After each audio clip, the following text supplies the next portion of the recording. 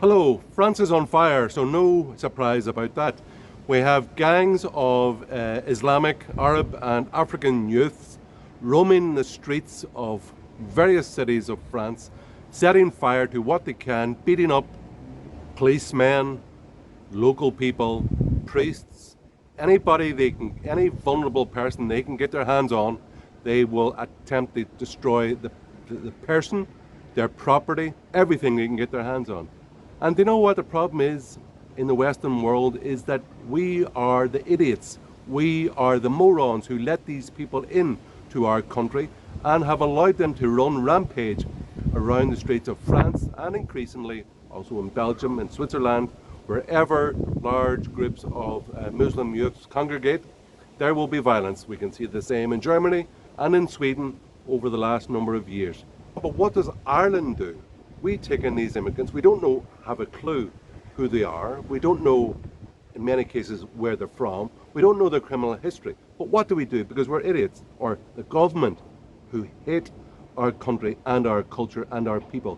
They are the dangerous idiots. And what do? They bring them in, give them a pat on the head, they give them free dole, free housing, free education for them and their children, free healthcare for themselves and their children.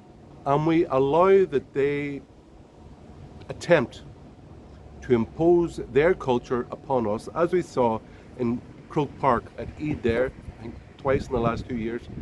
So the Muslim people in Ireland are allowed to, given special privileges, to have Croke Park with all its symbolic meaning, nationalist history.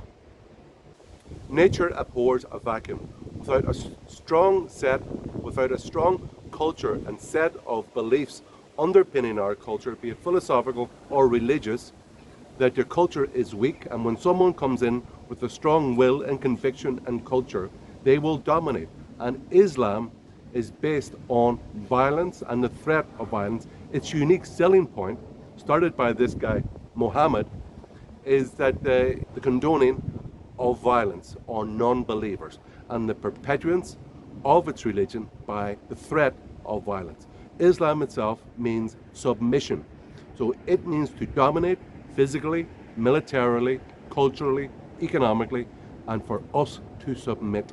A novel by a French novelist a while back called Submission. It was published only, I think, 2015, where it basically talked about the alliance to defeat a right-wing candidate in the presidential election. It's fiction. And it's about defeating a right-wing candidate in the French presidential election, and it basically an alliance between the Socialist Party and a hardline Islamic party in France, in which eventually the Islamic candidate wins and there's a takeover of France. There's another book as well by a guy 40 years ago, Jean Raspail, called The Camp of Saints. I have it in the house in English. It basically talks about hundreds of thousands of people coming from the Indian subcontinent and from Africa, coming across by boat to southern coast of France, and the invasion and the consequent supplanting and chasing out of the French people out of France. That was a very prescient book, even though it's a dystopian novel. But let's get back to current day reality.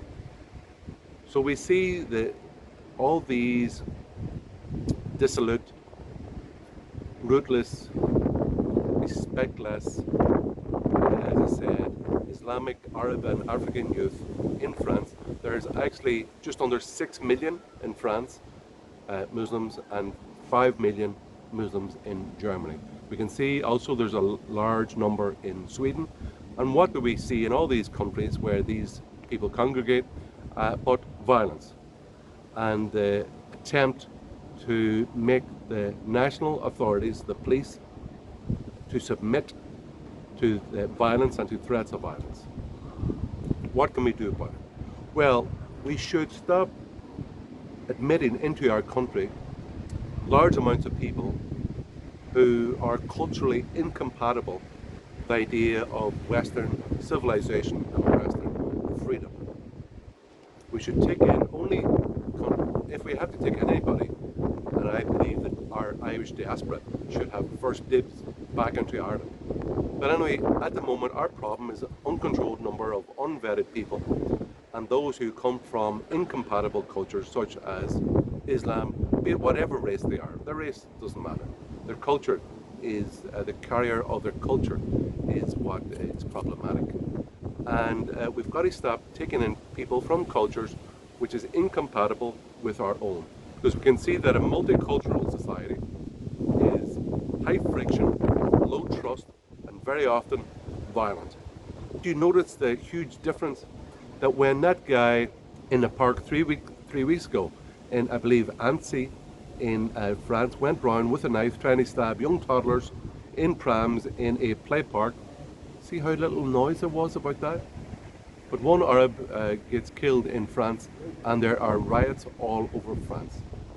Another book people should be aware of, maybe think of buying, is Douglas Murray's The Strange Death of Europe. It talks about why there is this almost death wish in Western Europe at the minute, that a large part of it, I believe, comes from this, I've touched on it before, oikophobia or hibernophobia, as we have in Ireland, hatred of our own culture, our own country, its people, its culture, everything that makes Ireland unique and the Irish people and the Irish culture unique. There is a predominant hatred of this at the minute among the Irish political elite in their desire to be the best boys of Europe and do what they're told from their bosses in Brussels. They really have this cultural inferiority complex, which I certainly don't feel. Actually, I'm quite the opposite. I brought up in the north with a cultural inferiority complex. But we're the best thing since sliced pan. Best poetry, the best dance, the best music. Irish Catholics are the best thing since sliced pan. The world needs more of us, not less. But there is this oikophobia in the West. And as I said, nature abhors a vacuum, and into a vacuum, strong element will come and push out the rest. And when we don't know who we are, why we're here, what we believe, what we want, we are susceptible to a people and a culture which comes in strong, and especially one which is militant. Now, the unique selling point, so to speak, of Islam is its preponderance for violence, where it tells people to go and behead, strike terror into the hearts of non-believers, find Jews and non-believers where you find them and cut off their heads. That's what Islam says, literally. And those members in Saudi Arabia and ISIS, and those who are shouting about Allah Akbar in France at the moment, they are doing exactly what Muhammad told them to do, which is to be violent, cause terror, and make people submit by the threat of violence. Now, we've got to decide very quickly that we're not going to accept this, and we're not going to accept this culture into our country. Why? Because it's dangerous. I believe it was Winston Churchill who said many decades ago that Islam in a man is like rabies in a dog. Encourages him to be violent, and it's not good for our culture. So we can see that France is currently reaping the whirlwind of actions that it's sown many decades before. You have this first, second, now third generation of Arab youths who make up a large percentage of the young population of